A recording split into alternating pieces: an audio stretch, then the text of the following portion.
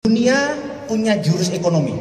Tadi Pak Mastri bilang paling jarang ngomong di Maya ini adalah tentang ekonomi. Jadi minta izin boleh ngomong ekonomi sedikit ya. Tahun 1931 dunia itu resesi. Teori Adam Smith mati. Lahirlah seorang John Maynard Keynes. Keluar teori namanya Keynesian. Keynesian punya dua nabi. Inflasi sama bank sentral. Sejak saat itu bank sentral berdiri. Bank sentral Amerika dimiliki oleh, Anda boleh cek, yang miliki swasta, JP Morgan, Goldman Sachs gitu ya, bukan negara, ingat ya. Ini harus hati-hati, Anda lihat sendiri di Google, who own Federal Reserve gitu ya, swasta, Amerika semuanya swasta. Tahun 2008, tahu-tahu ada subprime mortgage, JP Morgan, Goldman Sachs, tahu-tahu bangkrut semua, bener ya, Anda tahu cerita itu. Dunia menganggap, orang-orang seperti saya menganggap bahwa Keynesian selesai. Lahirlah seorang manusia yang namanya Michael Hudson sebagai ekonom dunia. Anda boleh cek, why Michael Hudson is the best economist in the world. Kenapa Michael Hudson adalah ekonomi terbaik di dunia. Anda boleh cek di Google judulnya itu. Apa yang Michael Hudson lakukan? Siapa Michael Hudson? Michael Hudson tahun 80, tahun 90 dia adalah pengajar di Peking University. Yang diajarin adalah Xi Jinping, semua PKC Partai Komunis Cina, politbironya adalah murid dia. Dan apa yang dilakukan? Diajarkan printing money. Apa tuh printing money? Cetak uang. Contoh, saya presiden, Mas namanya siapa Mas? Ilham, Mas Ilham. Anda Menteri Keuangan. Mas siapa namanya? Mas Danang. Pak Presiden bilang ke saya, aminin ya. Kita pengen buat 1 juta rumah. 1 juta rumah, perlu berapa?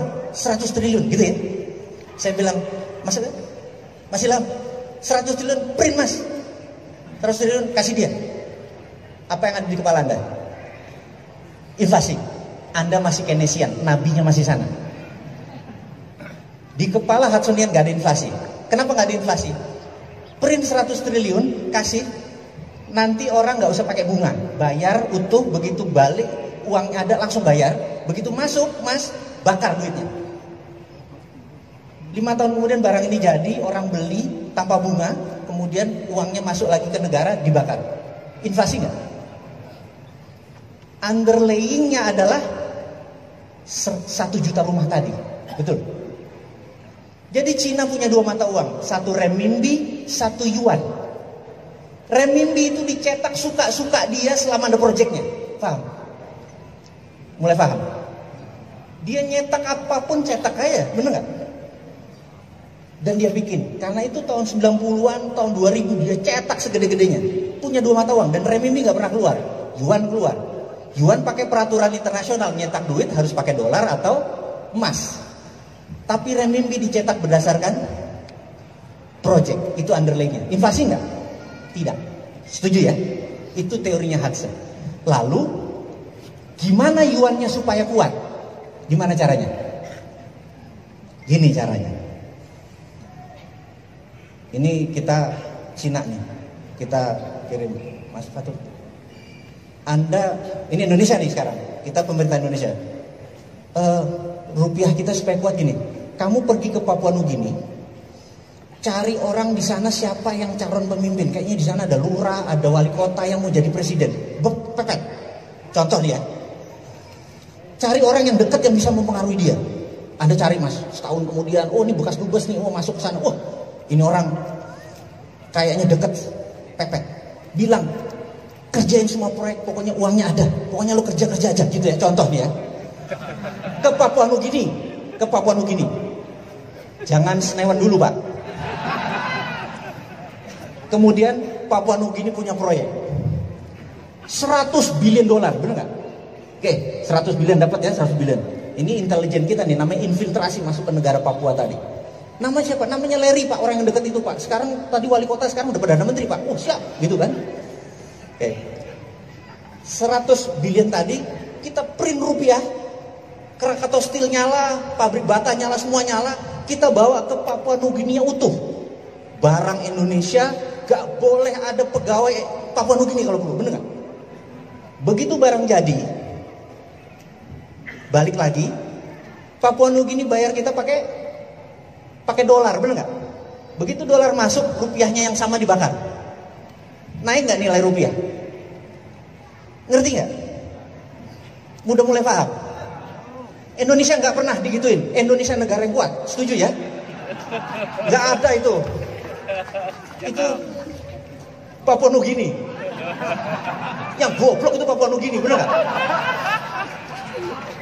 Setuju ya? Anda udah mulai mikir nih kayaknya. Ini revolusi gitu. Udah mulai kebayang, begitu kita tidak ngerti cara ngelola negara, kita dikerjain oleh negara lain. Setuju ya? Nah, terakhir Bapak Ibu, sebenarnya untuk membuat negara ini jalan, rumusnya cuma 2. Kalau Mas Fatur Anda jadi presiden, Mas, 2 aja kebijakan Anda begitu hari pertama Anda jadi presiden. Nomor 1, buat kepres ke peraturan presiden, siapa saja yang ngeluar uang ke luar negeri tanpa beli barang apa segala macam, penjara 2 tahun, Mas. Itu namanya flight capital. Betul ya?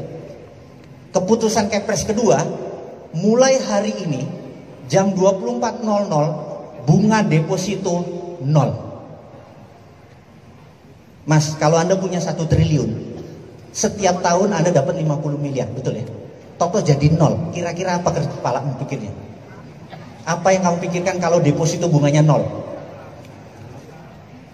Kalau keluar, tangkap, bener nggak? Akhirnya akan menjadi usaha di negara sendiri. Ini di Mayah nih yang punya usaha, langsung gue invest dong tempat lo, bener nggak? Ada 11.000 triliun di bank sekarang nganggur. Dalam 1 malam